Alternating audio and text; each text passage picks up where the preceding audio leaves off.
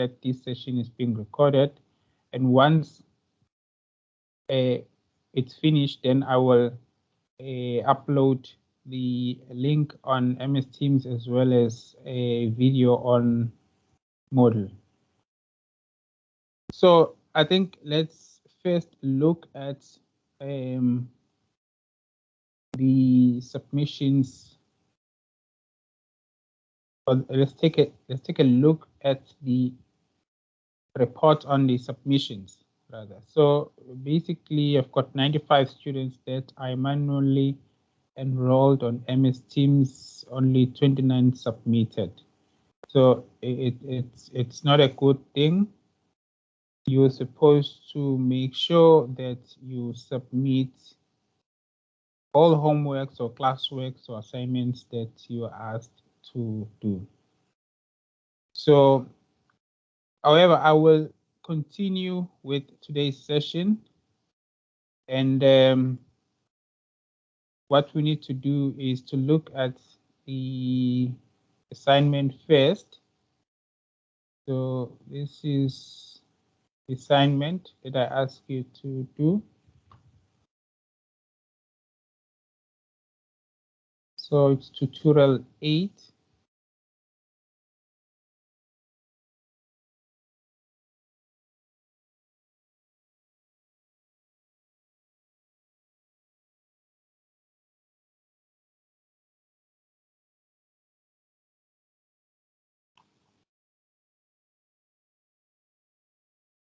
So I'm just scrolling down.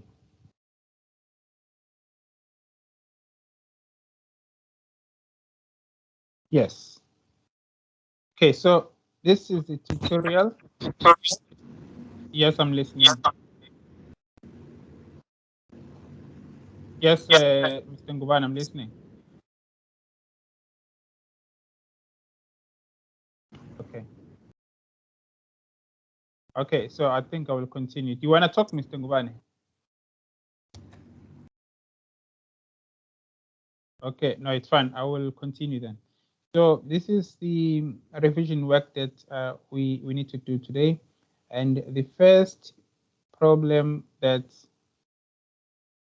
we need to go through is this one. So just a confirmation from your side, please, if you can see the problem. Question 1, can you all see the problem? Yes. Yes, sir.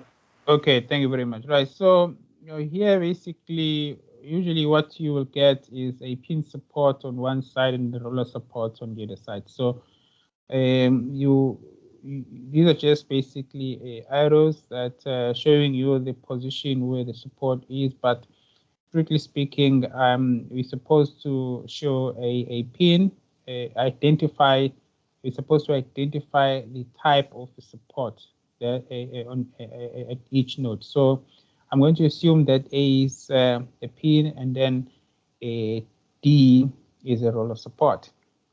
So what we have is a simple supported beam.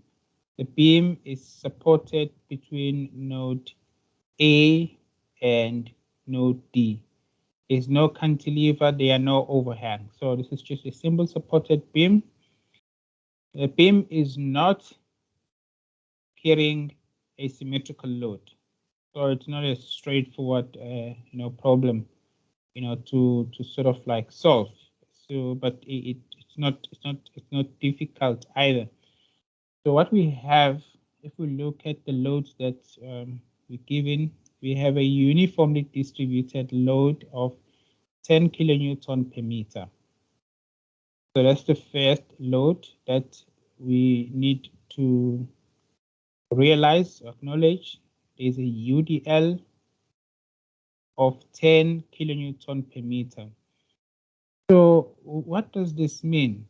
Basically, every meter you have a load of 10 kilonewton. So that's the first meter there, 10 kilonewton, another 10 kilonewton, another 10 kilonewton, and so on and so on. So once we are aware of that, then we can move on to the point load. So how many point loads? We've got 2 and they are, both of them in fact are acting vertically downwards. There's a 30 kilonewton and there's a 50 kilonewton. So then the next thing that we need to think about is how are we going to find or solve or determine the support reactions. Okay, so I'm sure you will remember if you did civil mechanics 1A with us when we spoke about the first condition of equilibrium and the second condition of equilibrium. Right, so the first condition, the sum of the forces equals to 0. Second is sum of the moments equals to 0.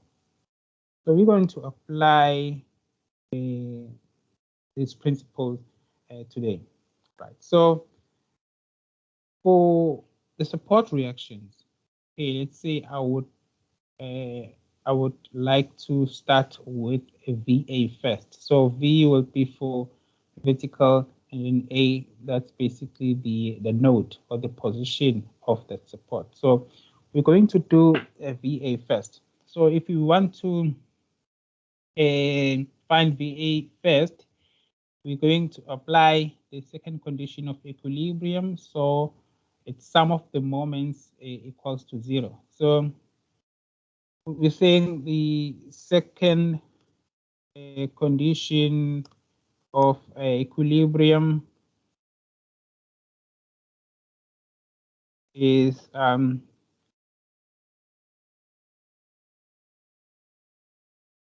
of the moments equals to 0. So that's the second condition of equilibrium. And then the first question is the one we're currently doing. So what we're going to do now, we're going to say, right, for VA, let sum of the moments at D equals to 0. And for this problem, and in fact for all the problems, I am going to assume that all the vertical reactions are going upwards. I'm going to make that assumption. I'm going to assume that all the vertical reactions are going upwards. Okay, so if the sign changes, then I know that my assumption is incorrect. Okay, so let's go back to this one. Let's write down the statement. We're saying for VA, let a sum of the moments equals to 0. It's sum of the moments at node D. So we can basically do that quite easily. So I'm going to write down this statement. So when you go through it again, then you can remember what we were doing in class. So let's go back to the diagram. We're saying for VA, so to determine the vertical support reaction at node A, we're saying let sum of the moments at node D equals to 0. So what we're doing is we are applying the second condition of equilibrium. Right, so, and I said we're going to assume that VA, even VD, is going up. All the vertical reactions on my initial calculation, I'm going to assume that they are going up. Right, so now we need to write the statement. Okay, maybe before we do that, let's just work out the total span. The distance between VA and VD is 2 plus 3 plus 5. So that's 10 meters. So what I've got now is 10 VA. Let me maybe write it like this so that, in fact, I should also increase maybe the, let's go for text width. Okay, maybe it might look a little bit better. Okay, so 10 meter times VA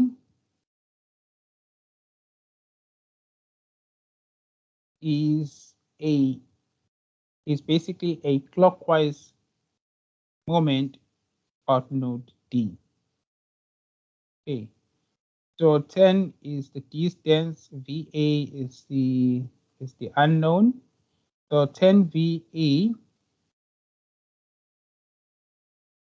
and we're gonna give this a plus sign. I'm gonna add that plus sign here. Minus, now why is it minus? It is because I do not have any other load that is causing a clockwise moment about node D. So it's only VA. Okay. So the rest are going anti-clockwise directions. Hence, now I've got minus there. Right. So minus, let's start with the 50 kilonewton because it's close to node D. We need to try and work systematically to try and reduce stakes. So 50 kilonewton times 3 meters. So 50 kilonewton is the force, and then 3 meter is the lever arm. Okay, the perpendicular distance, the perpendicular horizontal distance from node C to node D.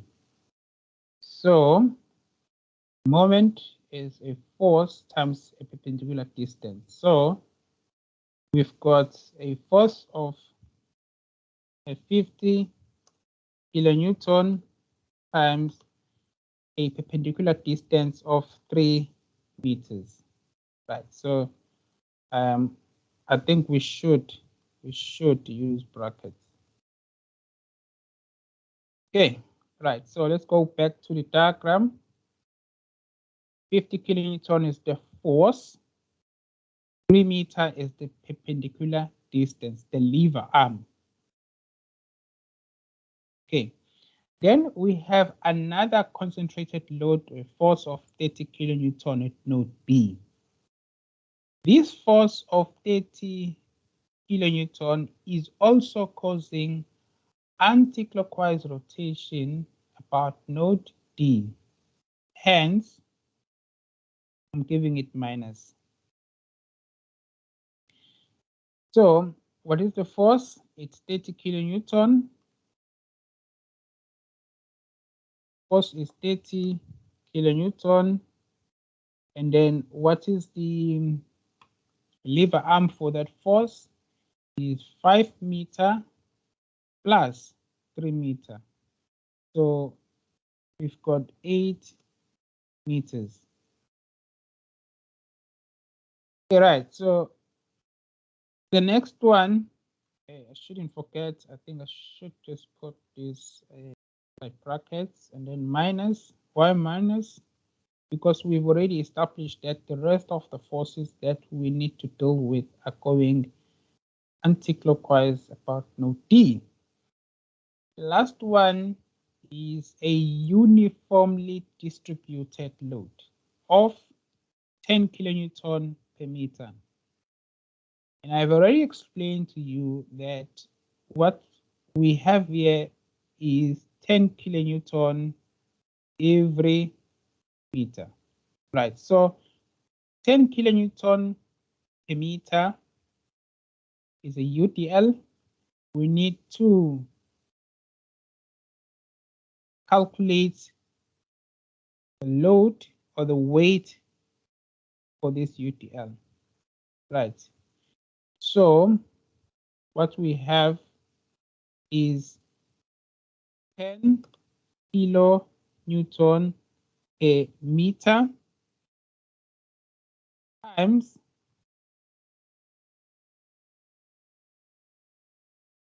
so this UDL is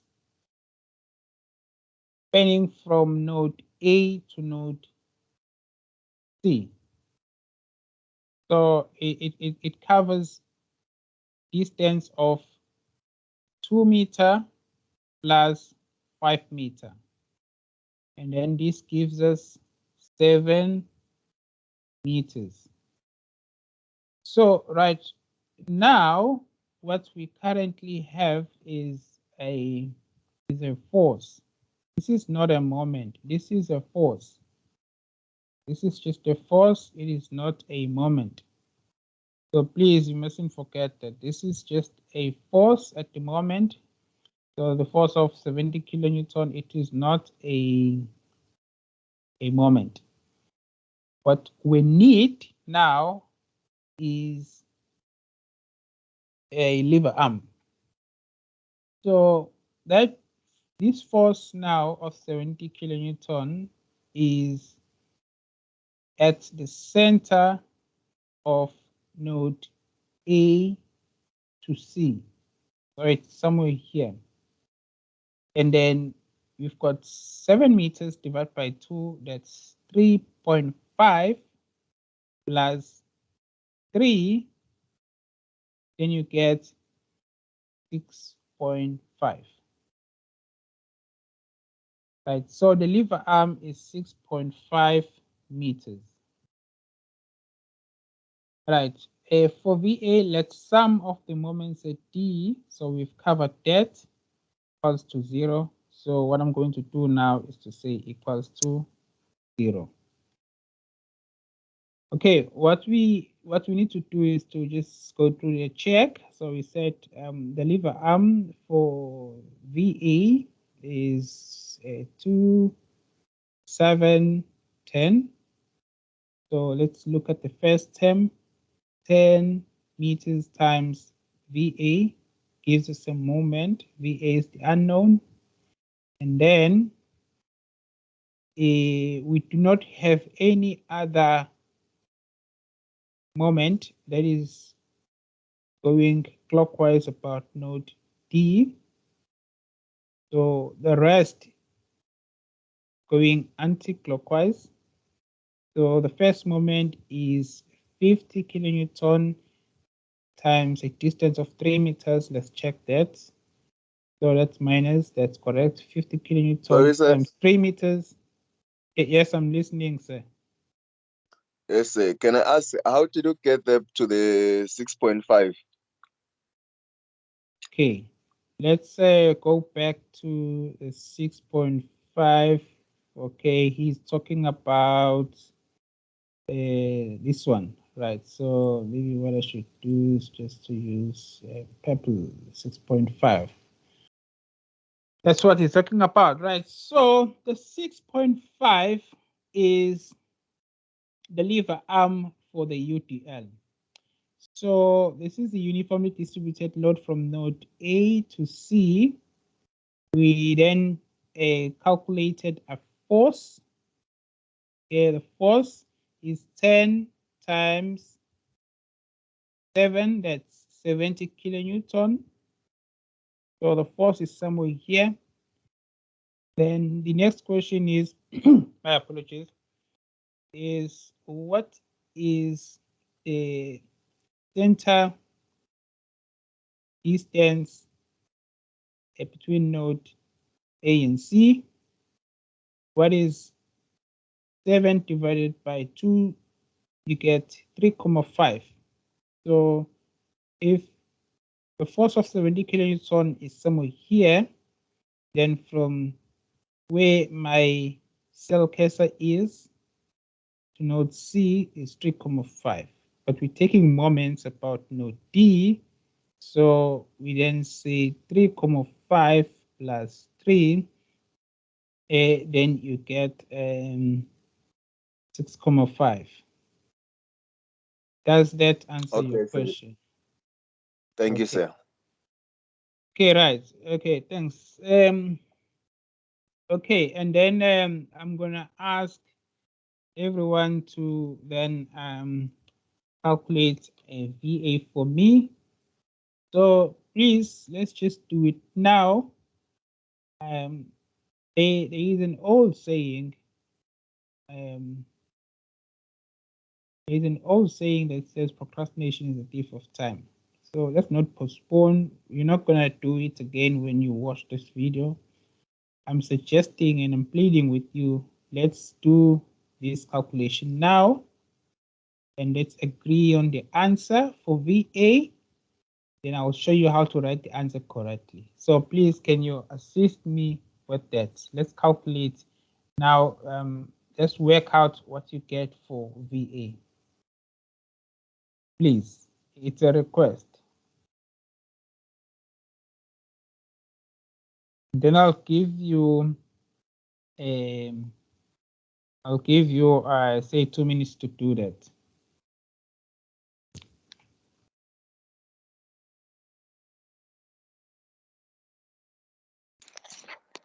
RA. Okay, VA or RA is? VA is gonna be 84.5 kilonewtons. Okay, it's 84.5 kilonewton. Okay, but I'm not happy with that answer. Because this is a vector. So a vector has magnitude and it's 84.5 kilonewtons upwards. Thank you. Right. Magnitude is 84.5 kilonewton. And then upwards, you can just write upwards. If you're lazy like me, if you like, you can, I don't know, if I've used it recently, then I'll have it here. If I don't have it here, then it might be a bit of a mission to get it. But I'm supposed to, I'm not gonna look for it. Sorry, but you can find it somewhere here. My apologies about that, but it's going upwards, right? So please, students, this is how how I'm asking you, I'm requesting you really to present your solution. So before we proceed, are there any questions? Before we proceed. Sorry, sir. Yes, sir. Does your sign convention matter? If obviously we used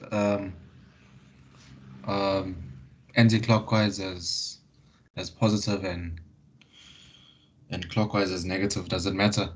No, it doesn't matter as long as you're consistent with your assumption. If you're taking clockwise as positive, anti-clockwise as negative, it doesn't matter. But whatever you do, you need to be consistent. So Perfect. you make a rule and don't break your own rule. That's the request. That's my comment to you. Any rule you make, but make sure you don't break it. Perfect. Thank you so much, sir. Okay, thank you very much. Right, so maybe what we need to do now is to continue. So let's go back to the question. What we need to do now is calculate VD, the vertical reaction at node D. You call it VD, I have no problem. If you call it RD, I have no problem with that. As long as you specify the node. Okay. The node is either, in this case, it's A, B, C, D. That's the node. Right, so same statement, but now slightly different. Obviously written now for VD. So you're gonna say for VD,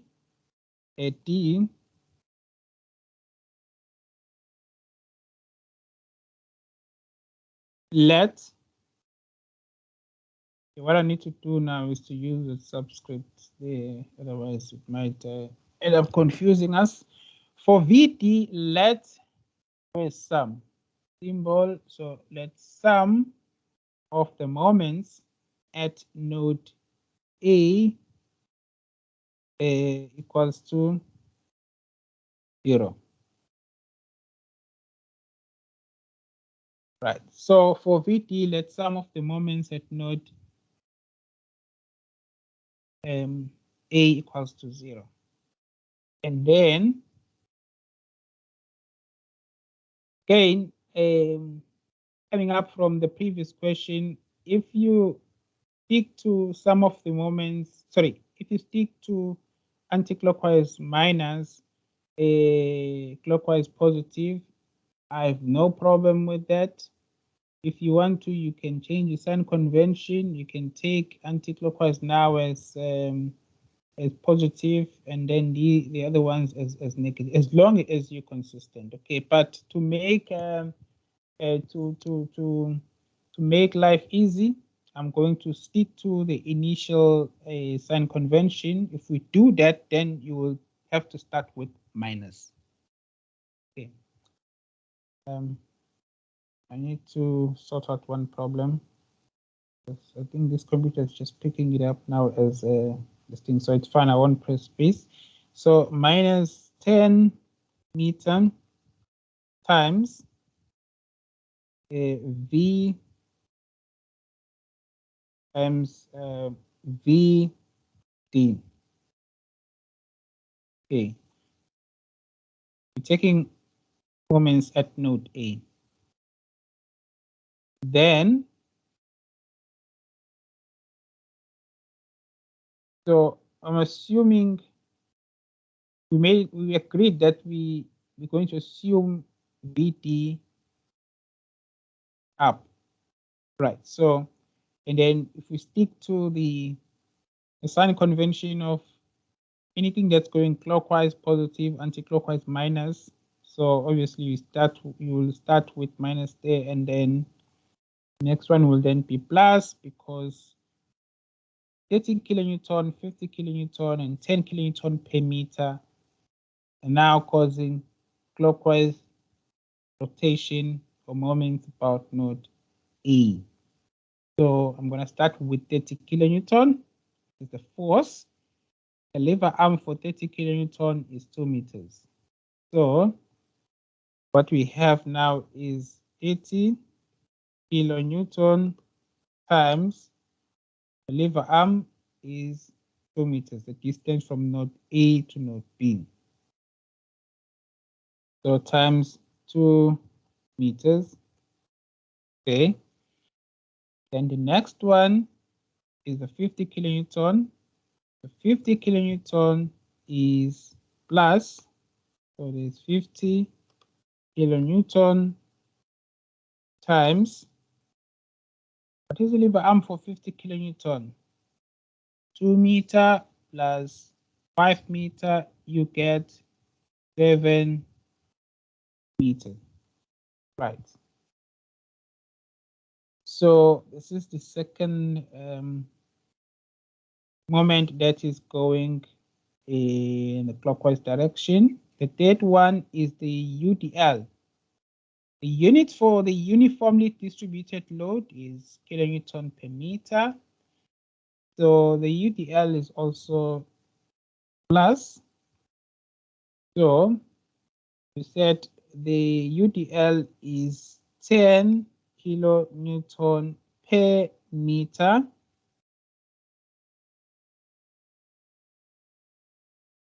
The UDL is covering a distance of 2 plus 5, 7 meters. So 7 meters times. Now the question is, what is the position? What is the lever arm now for this UDL, for the force? So we know that we've got 7 meters from node A to C. 7 divided by 2 is 3,5. So basically, the force now is there. The lever arm is 3,5. Okay, so I'm going to just write it as 3,5, which is the lever arm. So to remind you again, I'm just going to put the red brackets there. and red brackets again, and then this. Remember what we've done so far. What is highlighted is only that the sum of the moments at A. Now they should equal to 0, and then I'm going to again request you to calculate VT for me. Please help me calculate VT.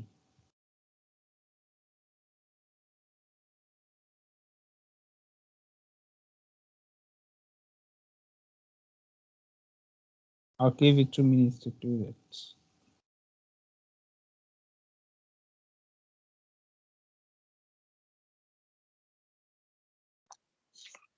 $65.5 kilonewtons upwards. Thank you very much. 65.5 kilonewton upward. Right, so okay, that's the answer. That's the final answer. A kilonewton, please, it is small k, small letter K, and then capital letter N. It's not capital letter K, capital letter N. That's something else. Kilonewton is small k, small letter K, capital letter N. Right, so now we've calculated, thanks for giving me that answer. My apologies. Right, so, okay. So, right, we've done this one and we've done that one, VA and VT. So now I'm going to apply the first condition of equilibrium to check this calculation.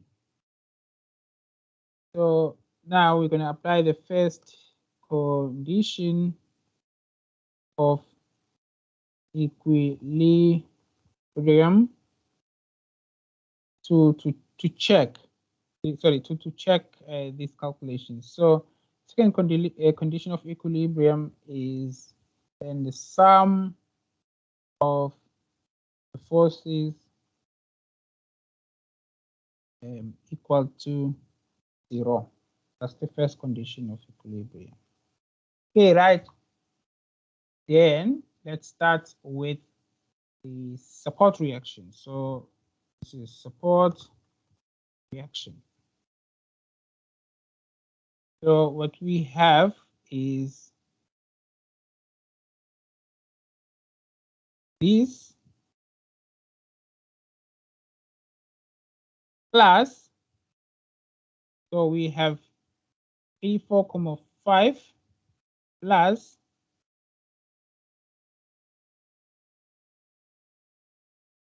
65.5.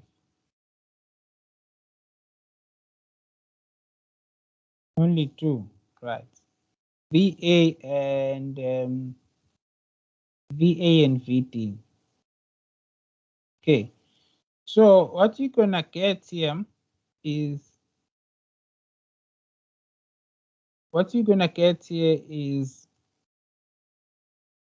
basically if you add those two numbers, you get 150 kilonewton going upwards. If you add those two numbers, 84.5 and 65.5, you get 150 kilonewton upward. Okay. Right. So now, what is the sum? What is the sum of externally applied forces in the y direction? What is the sum of externally applied forces in the y direction? So what we have now is the first one is 30 kilonewton. So we've got 30 kilonewton. Then the second one is 50 kilonewton. And then the third one, hope you still remember, it's 10 kilonewton per meter over a distance of, or times a distance of 7 meters. So we've got this equals to 150 kilonewton down.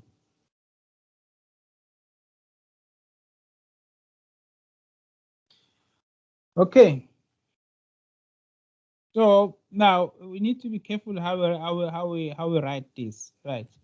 This is what I'm gonna do is I'm gonna put this maybe inside inverted commas, because this is basically externally applied forces. Okay, so if we go to the diagram, that's that 30, 50, and 10 over 7 meters is an externally applied force. Okay, so I've just written it here as sum of the forces in the y direction. But remember that this is just the externally applied forces. So now what we actually comparing is externally applied vertical forces. Okay, these forces, they total 150 kilonewton down. Okay, we established that they equal to the sum of reaction component of 150 kilonewtons. So maybe I should write it as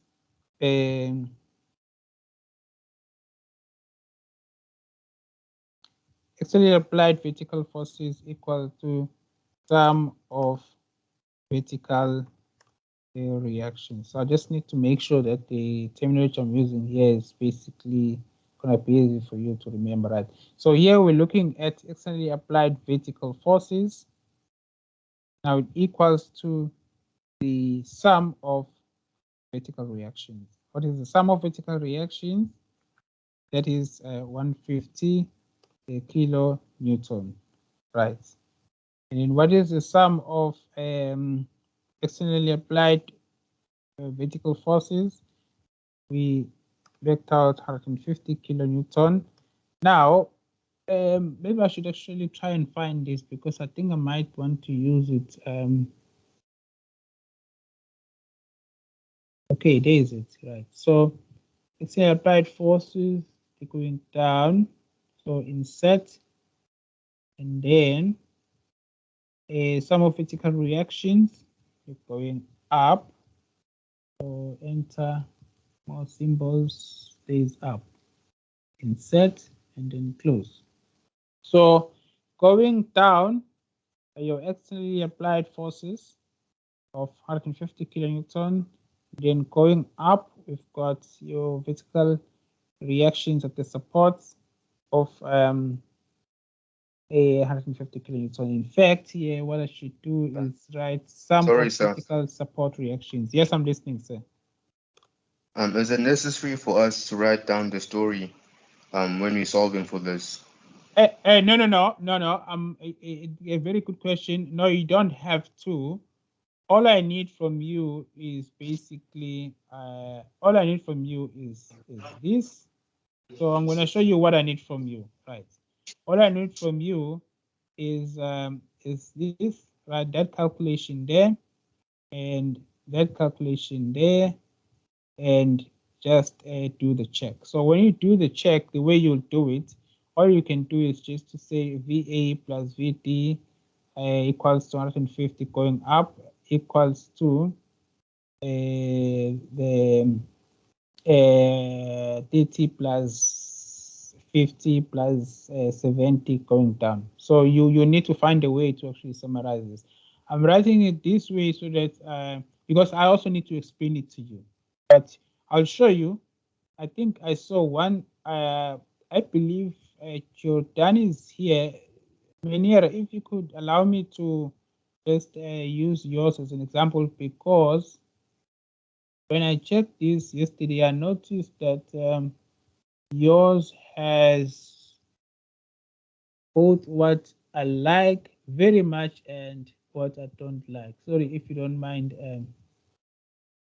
Julian, I just want to show you because I think yours will actually help us. So you can see Jordan's work is just one page. Everything is here. So if you look at the first one, all is supposed to have done. You got this one right. VT 65,5, as you can see, VA 80. 84,5, right? So, but you forgot to put the units and as well as the sign that's going up. So basically, this is all you need to do. Remember, if your reactions, if you show that your reactions are correct, okay, you don't really have to check them if you're 100% sure. But you guys, it's recommended that you check your reactions to make sure that they are correct in case there's a mistake that you can actually pick it up.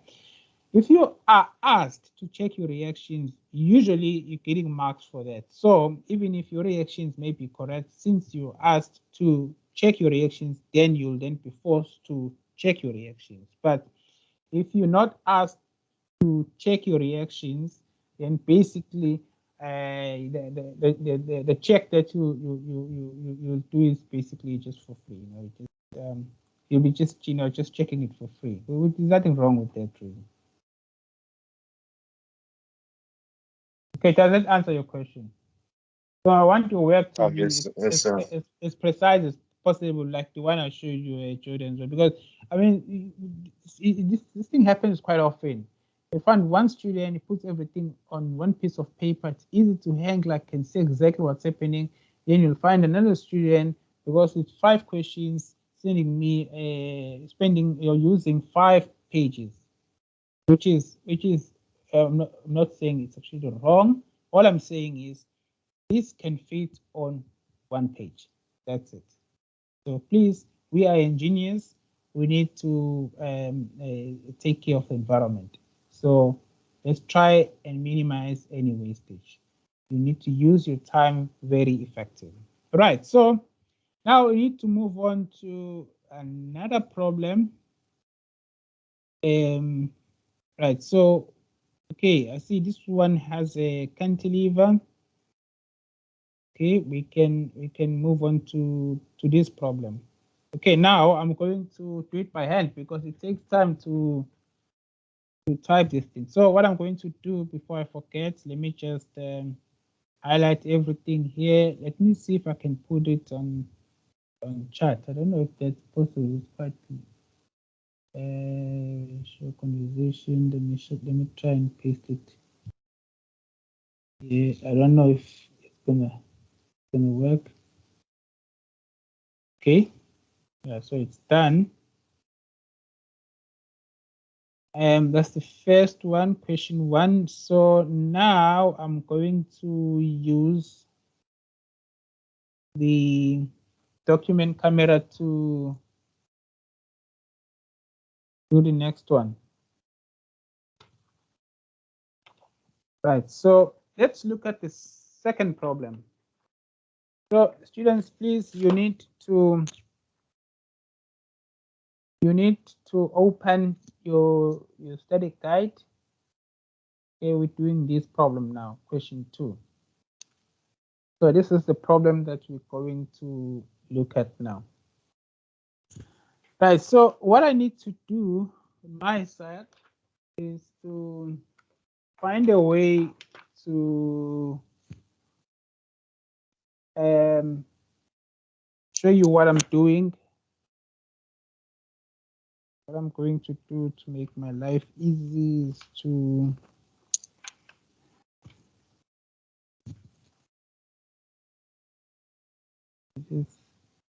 I just need to determine why is this not put more light. Okay, and then I'm trying to sort out a few things here. I'm just battling with something. So let's put it on auto. Yeah, it looks better now, I think.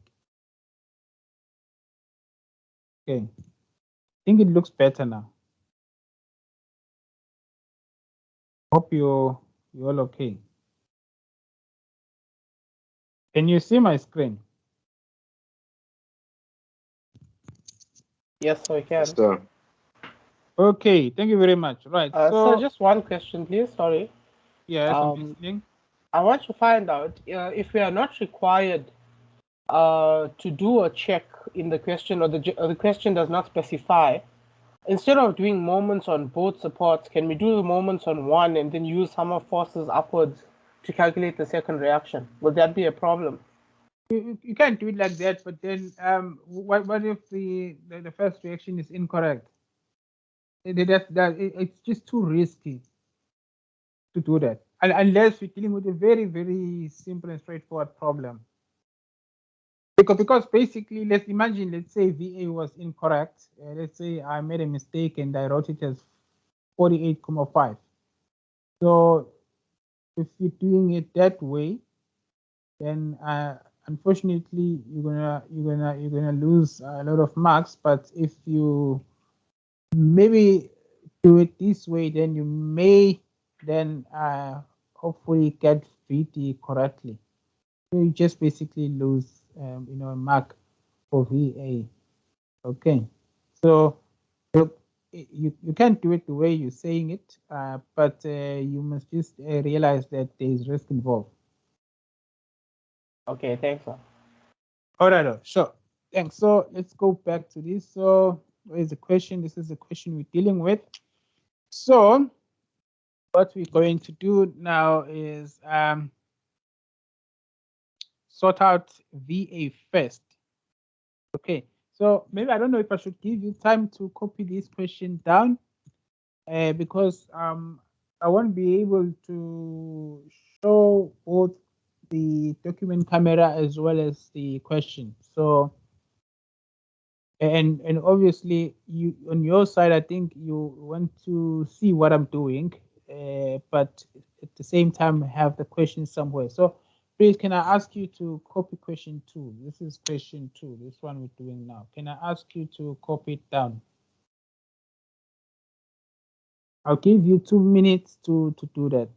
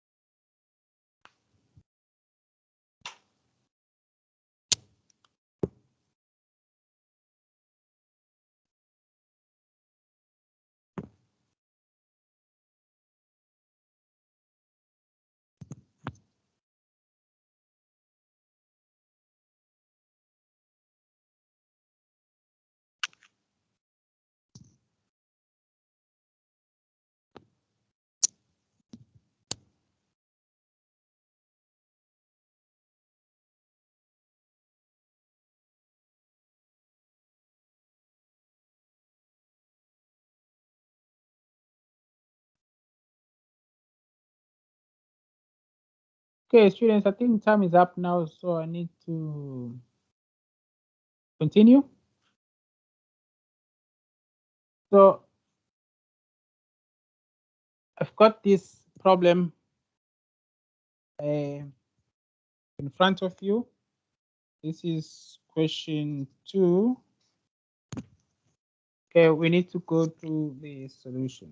Right, so I'm going to assume again that VA is going up. Okay, so I'm going to take sum of the moments at node D equals to 0. Okay, so again for VA, let sum of the moments at node D equals to 0. Okay, and then we're going to stick to clockwise, positive, anti-clockwise, negative. Right, so VA is obviously our unknown. VA is obviously our unknown, and VA is going clockwise, so we can give it a plus as per our convention. VA is a force, is an unknown force. The lever arm, the distance from node A to D is 6 meters. 3 plus 1.5 plus 1.5. So that's why I'm going to write it as plus 6 VA. In this case, we have another force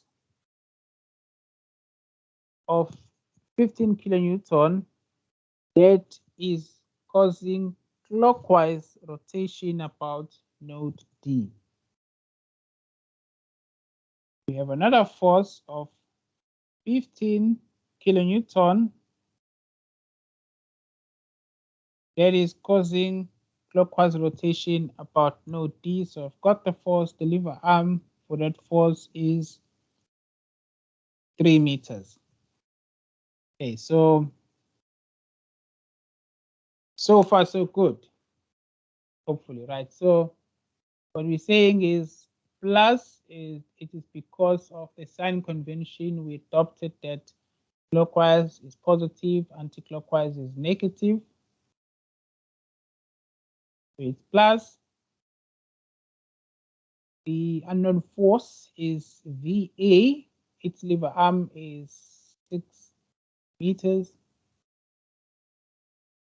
In this case, we have another force of 15 kilonewton at a distance of 3 meters from node D that is causing clockwise rotation of that node. And then the rest of the loads are causing anti-clockwise. So anti-clockwise is minus. So is minus. The first one is 30 kilonewton. So we've got 30 kilonewton is the force. The lever arm for that force is 1.5 meters. Then the next one is 20 kilonewton per meter. That minus 20 kilonewton per meter is a uniformly distributed load. This is a uniformly distributed load from node B to node C. It is a uniformly distributed load. Right, so we're going to work out the weight of that load. The weight of that load is 20 over a distance of 3 meters, 1,5 plus 1,5. Over a distance of 3 meters. So what we have now is a we have a force. So this is a force. So we have a force. So let's suppose to be green. I'm not sure why it's not showing as green on that side. So anyway, the 20/3 is now a force, right? So this is now a force, and then we need to then multiply by a lever arm. So 1.5 plus 1.5, okay, that's 3 meters. So 20/3, we know we have a force, but the lever arm for that force is quite straightforward. It is 1,5. So this is times 1,5. And then the next one, we're going to do exactly the same thing. It is minus, we all know why by now. 30 kilonewton per meter is a uniformly distributed load. So it's 30 over a distance of 3 meters from A to B, over a distance of 3 meters, right? Now I'm going to write it differently. I'm running out of space. Right, so we have that 30/3, 90 kilonewton at the center of node A and B. So it's somewhere there, right? We're taking moments about node D. So now you need to ask yourself a question. What is the lever arm for that weight or that force? The lever arm is, okay, 3 meters divided by 2, it's 1.5. So 1.5 from there to B, okay, and another one, and another 1.5, and another 1.5. Question is, what do you get? So my side, I'm getting 4.5. Right, don't forget that this equals to 0. Okay, don't forget that. Equals to 0. My apologies. Right, and then I'm going to ask you to then work out a VA for me, and it is a request. So I'm going to give you 2 minutes. Can you help me with VA? Calculate VA for me. But tell me, please, what VA is.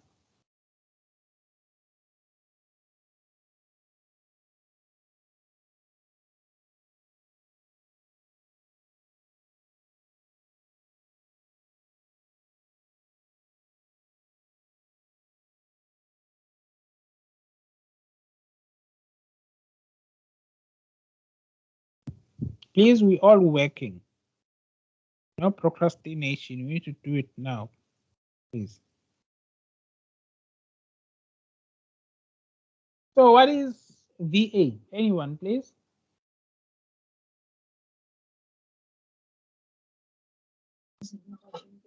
$82.5. Thank you very much. 82.5 kilonewton. Students, if I should repeat this. Okay, so far you've given me a what's it called, a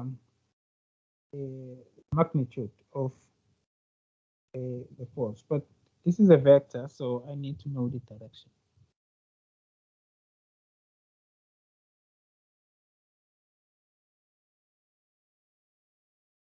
Direction, please. Upwards. Upwards. Thank you. Right. So please, this is how you should write it in class. 82.5 kilonewton upwards. The reason why I'm insisting on the direction, because let's say that 15 kilonewton was 1000 kilonewton. It's possible for that beam to then get lifted at node A by that force. So it's possible for VA to go down. So when I mark your answer, I need to know the number, the units, and the direction. Okay, right. So now we need to move on to VD. For VD, let sum of the moments at node A equals to 0. Okay, then VD is going up, so it's causing anti-clockwise rotation about node A. So I'm going to give it minus 6 VD. Minus 6 VD. Okay, we all know why, right? And then VD is the only moment. It is the only, let me say VD is the only force that causes anti-clockwise rotation about node A. It is the only force. It is causing anti-clockwise rotation about node A. The rest of the forces are causing clockwise rotation. So then we've got plus, okay, and we've got the first, okay, let's start with the point loads. First point load from node A is 80 kilonewton. So plus 30 kilonewton. The lever arm for 30 kilonewton. Point load is 3 meter plus 1.5 meter. I'm getting 4.5 from my side, right? And then the next one is 15 kilonewton. Why is it 15 kilonewton given plus there? It is because 15 kilonewton a force is causing clockwise rotation about node A. So that's the sign convention we agreed on. Right, so 15 times, what is the lever arm for that? 15, 3, 6, 9. So there you go. And then let's look at 30 kilonewton per meter, the UDL. So plus 30 kilonewton per meter, we need to change it to a force. So the force is 90 kilonewton, as you can see. So that's basically now a force. That's a force. Right, and then times, what is the lever arm for 30 kilonewton per meter? Is 3 meter divided by 2, which is 1.5. And then plus,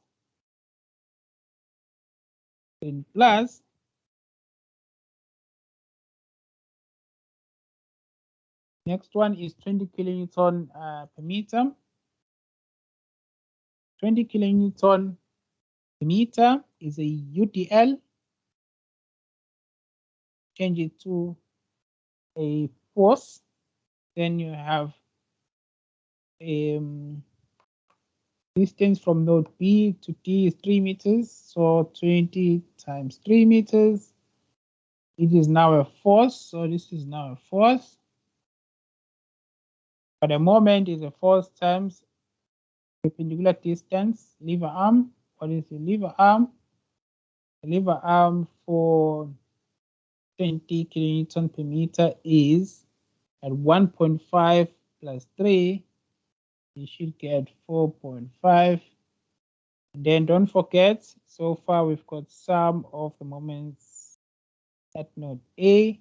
Don't forget that equals to 0 there. And then again, I'm going to ask you to assist me. I've done the numbers. Please, can you put it on your calculator and then let's agree on the answer.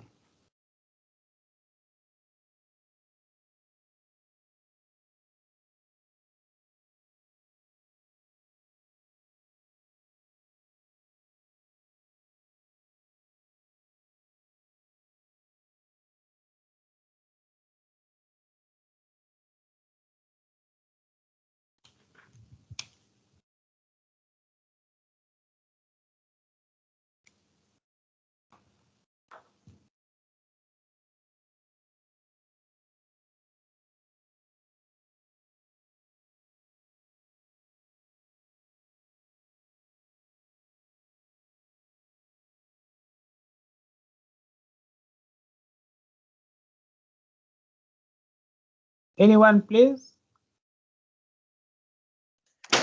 112,5 112,5 kilonewton. upwards. Thank you. Right. Okay, let's say we were not asked to check these reactions. Look, you've got time to check them, so let's do it. You're just checking it for free, you're not getting any marks. So what is the sum of vertical reactions? Right, so now I've got 82,5 plus 112,5. I'm getting 195 kilonewton up. Okay. Externally applied forces.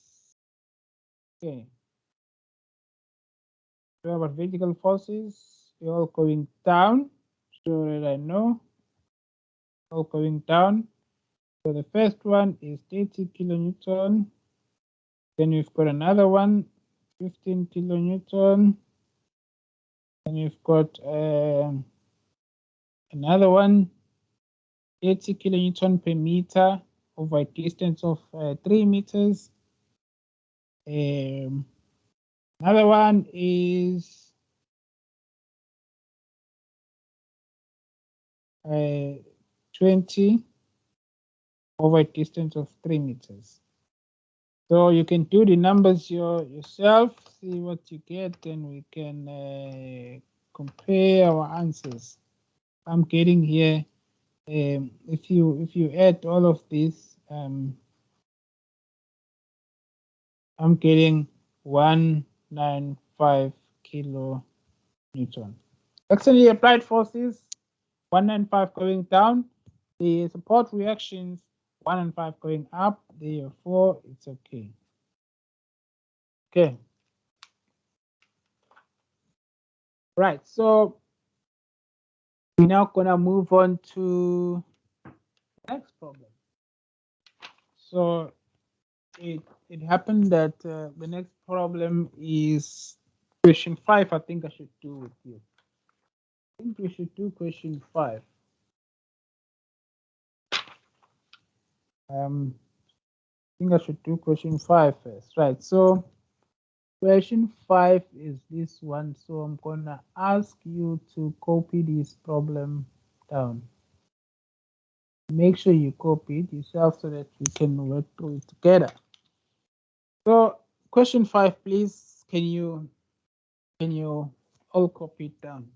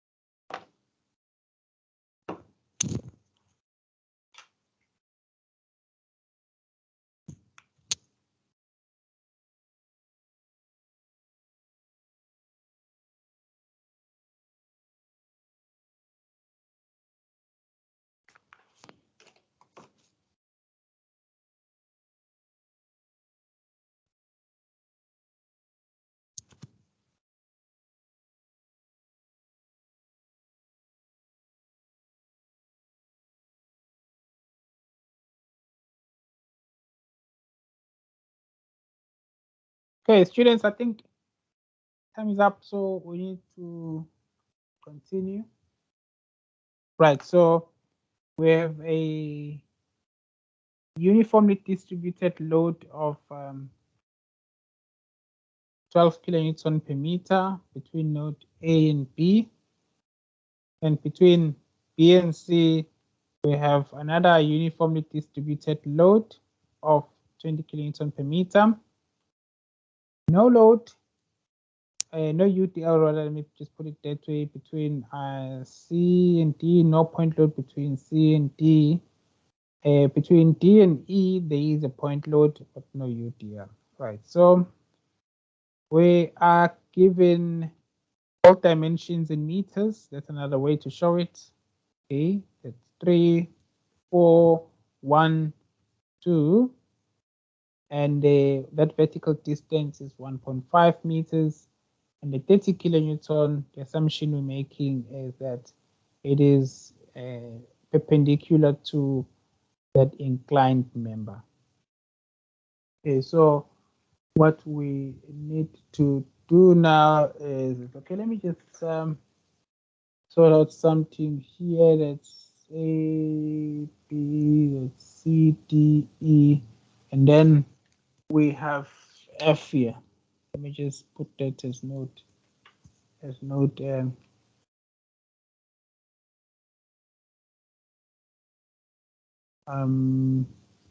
Okay, yeah. So I'll have E and then F. So there's a slight change from what you have in your book. So, but it doesn't really matter. So my E for me is there, and then F is there. Okay, but look, it doesn't matter. I'm not going to change it. Let's use what we've got. So this is a screen.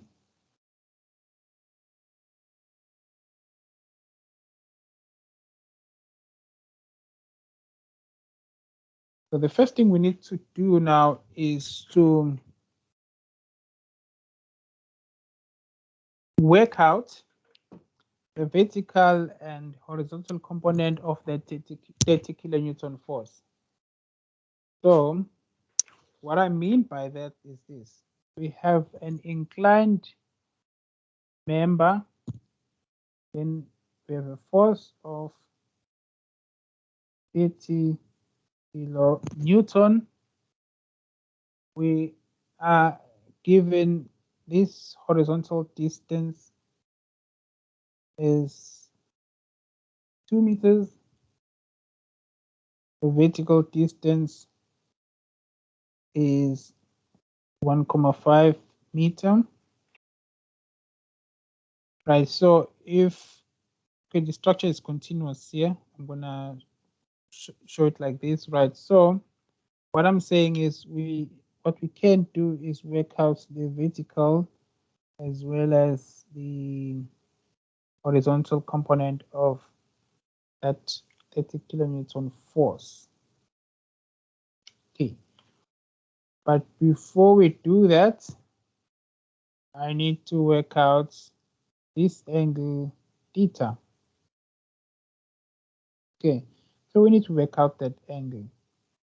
So if this angle is alpha, okay, that angle there is going to be alpha.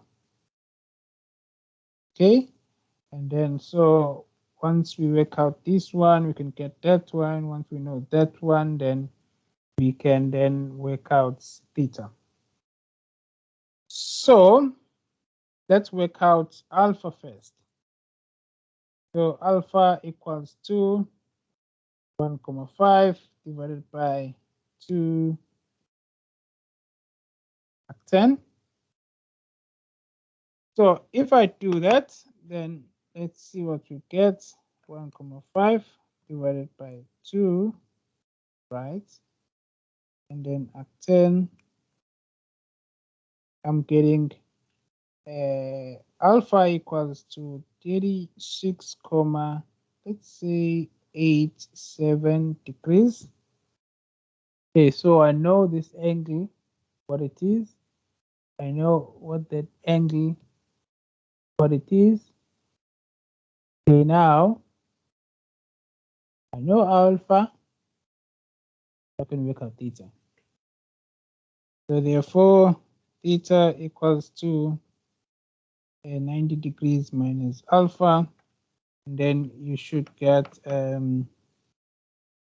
53, 13 degrees. So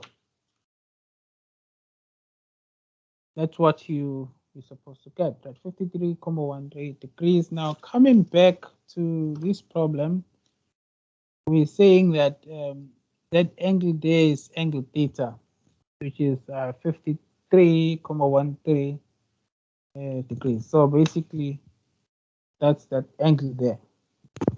Okay. So now that we know that angle, what we can do is to work out the horizontal component as well as the vertical component of that force. Right, sorry. Then this one is the horizontal component. Let's say H equals to 30 cos 53,13 degrees. And then the vertical component, I'm gonna call it V, is 80 sine 53,13 degrees. Right, so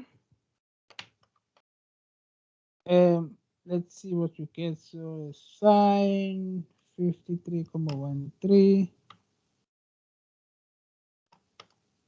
So I am getting 23,9999. So I'm gonna write this as 24 kilonewton. Okay, that one is 24 kilonewton. And then H cos 53,13 times dt. H is 18 kilonewton.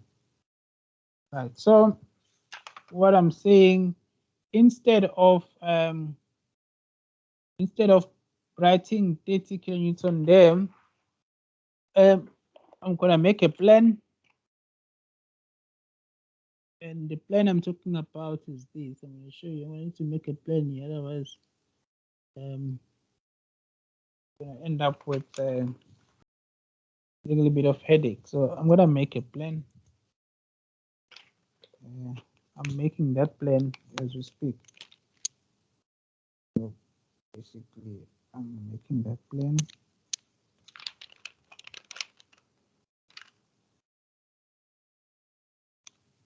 So it's all gone now, all deleted. So what we now have is force there of 24 kilonewton, vertical force of 24 kilonewton, and a horizontal force of 18 kilonewton. We have a vertical force of 24 kilonewton and a horizontal force of 18 kilonewton. Okay, the directions are very important. 24 is going down, and then 18 going right. Okay, so now I think we can proceed with this problem. Same story. I'm going to start with VA. I think I should start with VA. So I'm going to say for VA, let sum of the moments at node C equals to 0. So for VA, let sum of the moments at C equals to 0. Remember, we're still assuming that our basic assumption is that VA is going up. until we are proven otherwise. Okay. Right, so I'm going to assume that VA is going up in this case. So the lever arm for VA, from what I can see here, is 3 plus 4, which is 7. So I'm going to write it as plus a 7 VA. So if we look at 18 kilonewton with respect to node C, we can see that 18 kilonewton is also causing clockwise rotation about node C.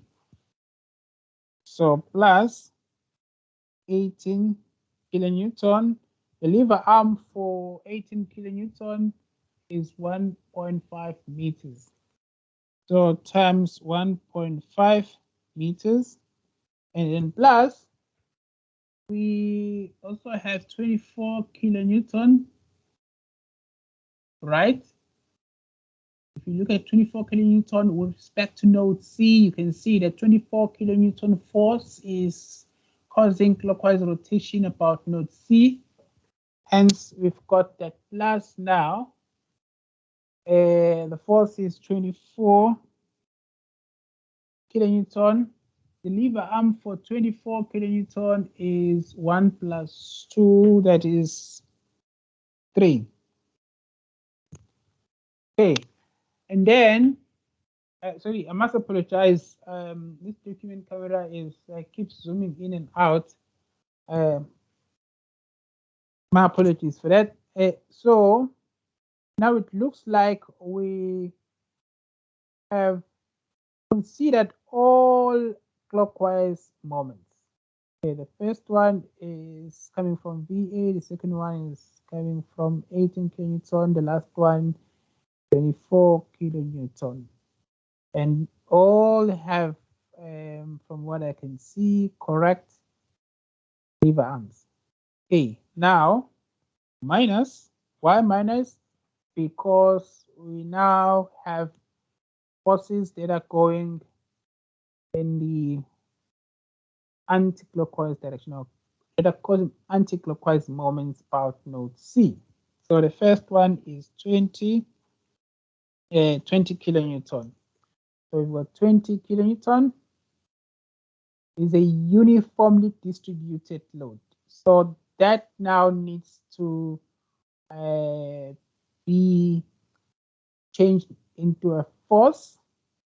Okay, so 20 kilonewton per meter times 4 meters, then now you have a force. So 20 times 4. Then the lever arm for this force is a 4 meter divided by 2, that's 2. So times 2. And then we have another UDL here of 12 kilonewton per meter. There's another UDL. So minus 12 kilonewton per meter over a distance of 3 meters. Over a distance of 3 meters. This is now a force. Now that force is acting somewhere here. Okay. Now what is the lever arm? We take the moments about node C. So 3 meters divided by 2 is 1.5. So from the force to where 20 kilonewton per meter UDL starts is 1.5 meters, then plus 4, then you end up with 5.5. Okay, then don't forget equals to 0. And I'm going to request that one of you, also in fact all of you, you need to work out VA, and then I'll ask that whoever finishes first gives us the answer for VA.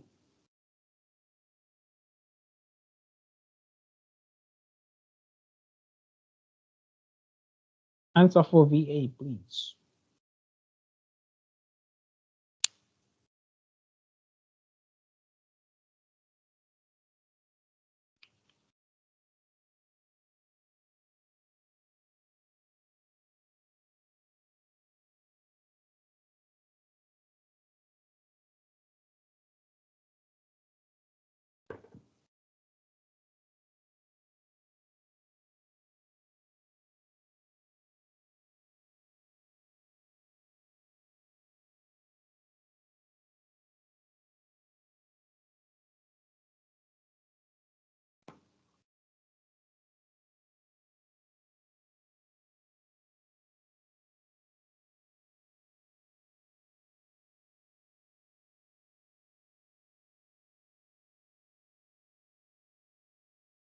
16,43, sir.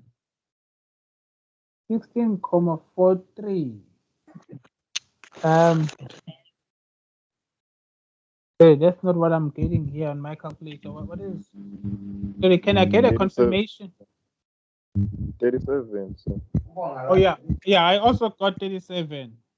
I got 37 kilonewton. The 37 on my side is going up. I don't know your side. Okay, 37 kilonewton going up. Okay, now we need to move on. Okay, now we're gonna say for VC, let sum of the moments at node A equals to 0. So for VC, let sum of the moments at node A equals to 0. So VC is going anti-clockwise, so we can just give it a minus sign there. So 7 VC. That's 7 VC.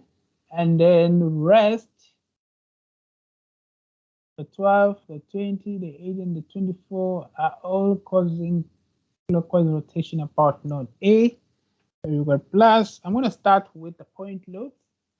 So we've got at 18 kilonewton. So plus 18 times 1,5, followed by 24. So plus 24 kilonewton times the lever arm for 24 is 2 plus 1 plus 4, okay, plus 3. You get 10.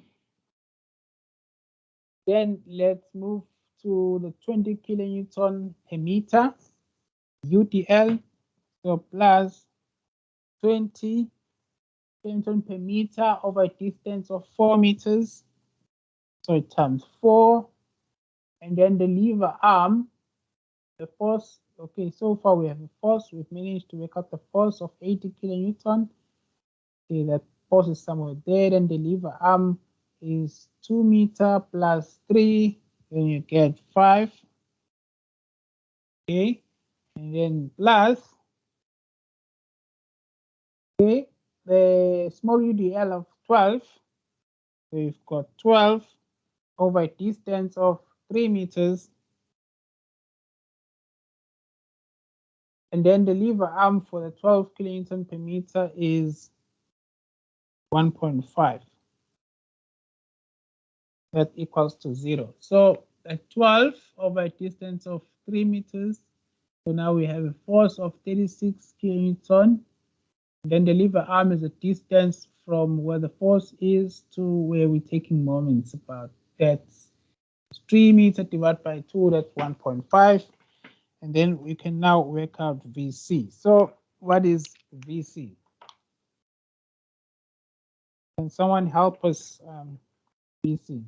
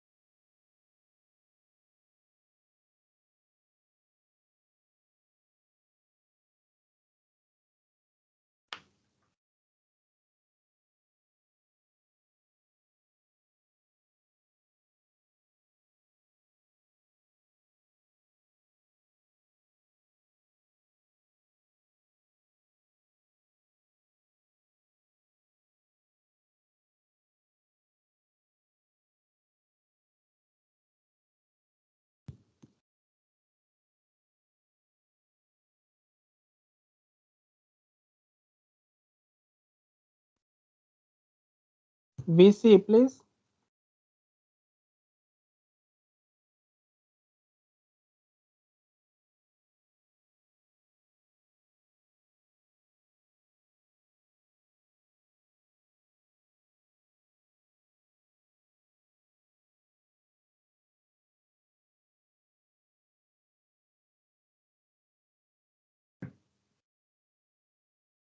Anyone, please?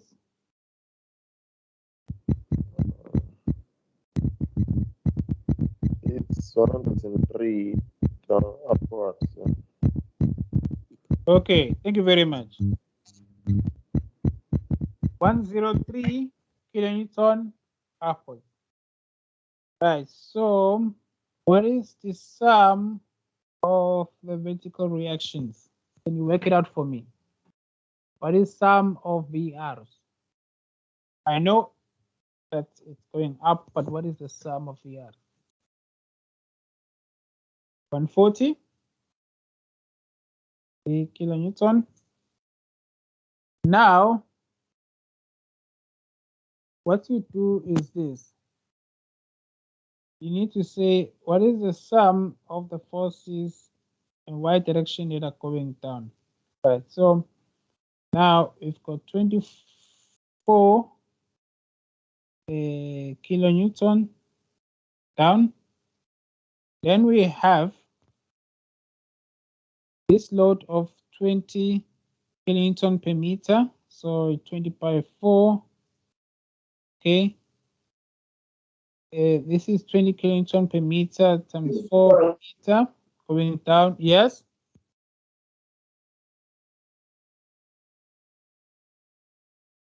Okay, and then we also have 12 kilonewton per meter. Okay, over a distance of 3 meters going down.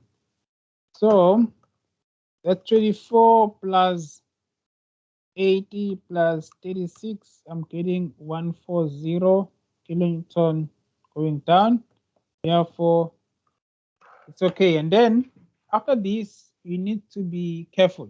Now, in this case, there is a horizontal reaction. So we have an externally applied force of 18 kilonewton going east. So you need equal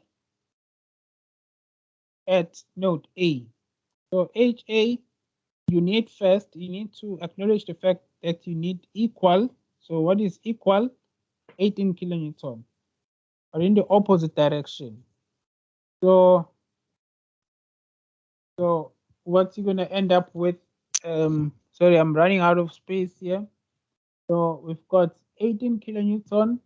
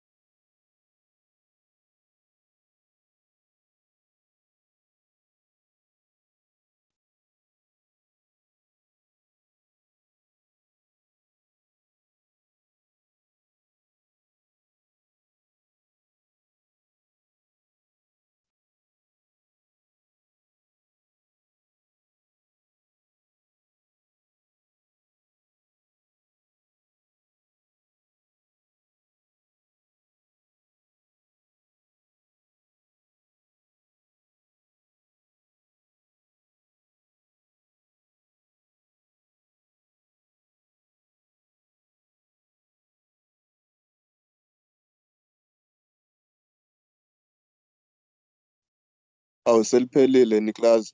No, sorry, my apologies. I got disconnected. I don't know how, but can you hear me? Hello? Yes, Yabuza, sir. Okay. My apologies. I got disconnected. I don't know how.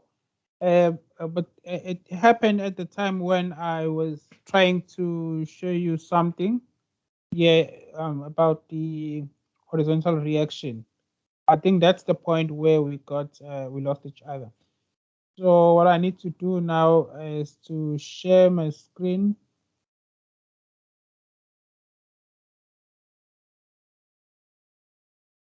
So I'm going to share my screen one more time. We got disconnected, I think, here when we were talking about HA. So what I'm saying is this. If you look at externally applied horizontal forces, you only have 18 kilonewton. It's the only force that is going horizontal, externally applied force. It is the only externally applied force that is going horizontal. It is going east. So as far as HA is concerned, because if you are asked to calculate support reactions, you cannot ignore the fact that there is HA. You need to tell us what HA is. And then in this case, HA will need to provide equal, so that's 18 kilonewton, so it's equal, but in the opposite direction. And then I wrote it as HA equals to 18 kilonewton, sorry, going west. Right, so we've completed how many problems so far? We've done question 1, question 2, we've done question 5. So what we need to do on Monday is to then finish question 3 and question 4, and then we will commence with a shear force diagrams. So the students who have completed all the work that I asked you to do, if you can go to your study notes and then read up on shear force diagrams. That's basically what we're going to start doing after we finish the last 2 problems next week. We will start off with the shear force diagrams, and then again there will be an assignment homework due next week. The student who did not submit this one, so what they will need to do next week, I will put it on Moodle. Again, they will need to provide solutions for the support reactions, as well as submit the work that is due for next week. So they will have even more work to do. They'll have to read the whole thing in their own handwriting, and then do the homework for the assignment I'm going to give you next week, which will be on shear force diagrams. But remember, we need to finish the last 2 problems before we proceed on to shear force diagrams next week. So, right, so if you did not submit, then you're just creating more work for yourself. Basically, that's what you're doing. So I'm going to then give you an opportunity to ask any questions before I proceed with the last bit for today's session. Are there any questions so far? Yes, sir. Yes, I'm listening. I'm a shear force diagram. What about them? I'm a shear force diagram on which page? Okay, Page of shear and a shear force diagram. Yeah, that's page. So you'll need to start reading Let's say page. I just need to check something. Sorry. It's going to be page 15, page 15, because basically you need to read. You need to know what is a shear force, and then proceed to the sign convention on page 16, and then do the example, but only do the reaction and the shear force a diagram. Okay, you can start doing that work, because it's going to help you for next week's assignment. But remember, I'm saying next week I'm going to complete the last two problems just to take care of the students who haven't registered yet, or who registered but they still need to sort out a few things. And then next week I have to commence with shear force diagrams. Now, I know most of you are doing a subject. I forgot the name of the subject, but you may need to come here to campus for your practicals, for your SOLS practical. What I'm actually thinking is to make our life easy.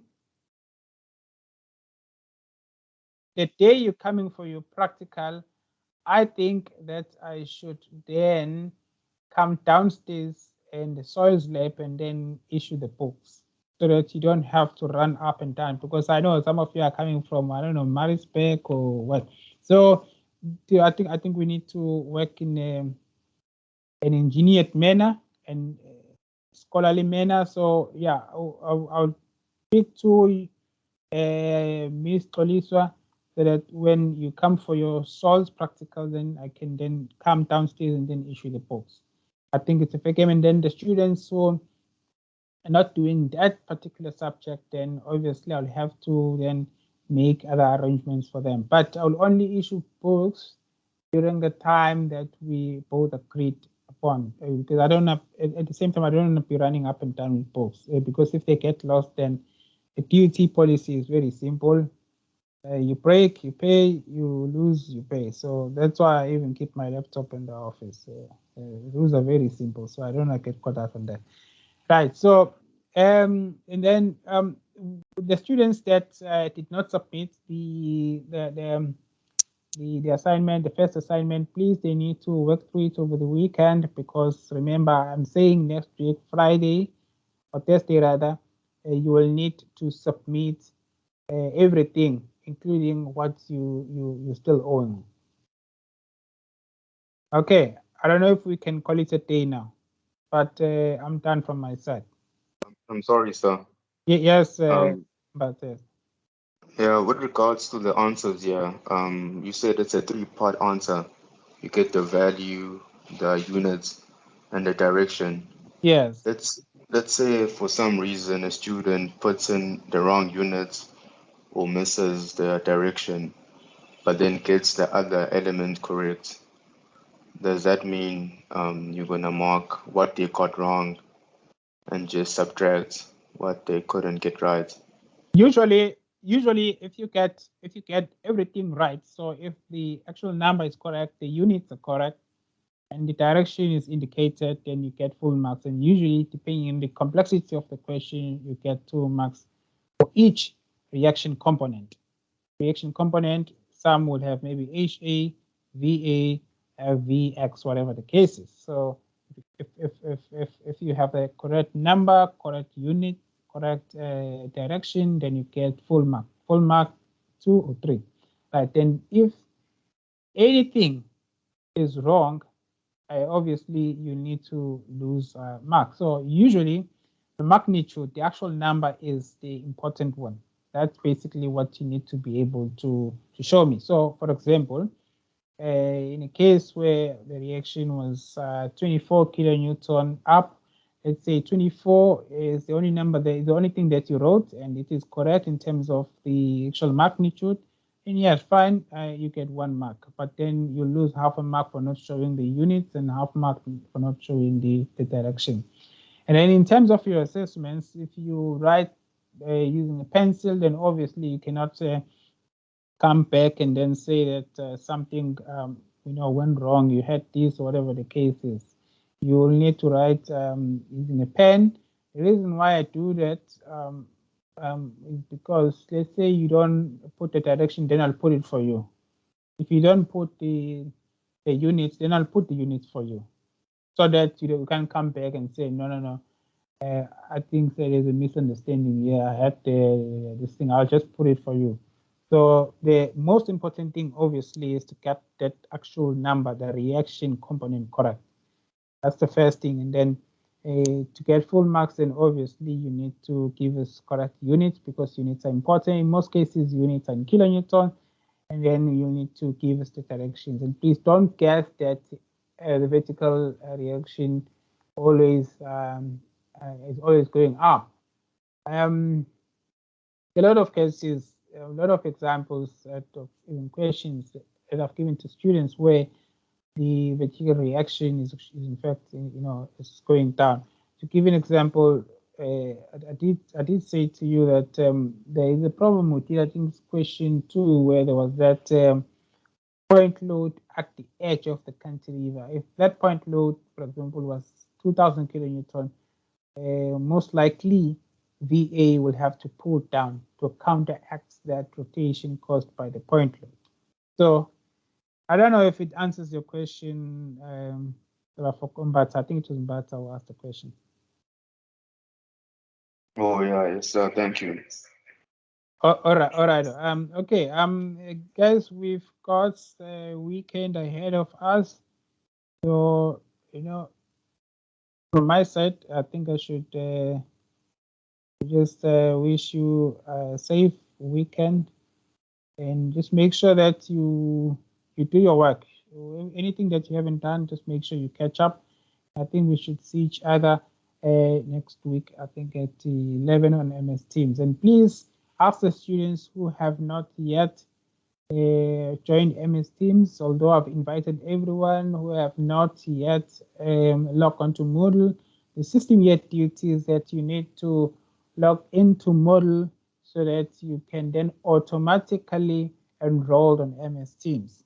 But I've done the shortcut of registering or enrolling people on MS Teams, but when the system does its own updates, then it will obviously remove students who have not logged into Moodle. So that is why we always request, and I'm pleading with you to request your fellow mates to make sure that they log into Moodle for all the courses they registered for. Obviously, they're being lectured this semester, so that they are able to attend MS Teams classes. Okay, enjoy your weekend.